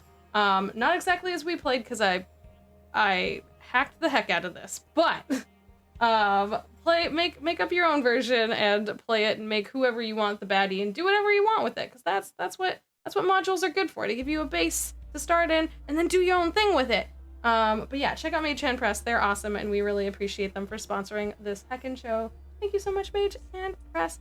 I want to thank my cast, who has been the absolute best, and we appreciate you all so much. Y'all made this so good. This is my first campaign I ever got to run on stream, so first ever streamed campaign, and y'all were the absolute best to run it for. So thank you all so heckin' much. You can catch me here anytime. If you haven't already, hit that follow button so we can hang out, play lots more games, do lots of stuff. We do stuff here. We do video games, we do tabletop games, we do a little bit of everything. So come hang out with us for all that. But yeah, we're absolutely gonna head the heck over to Cypher of Tears channel.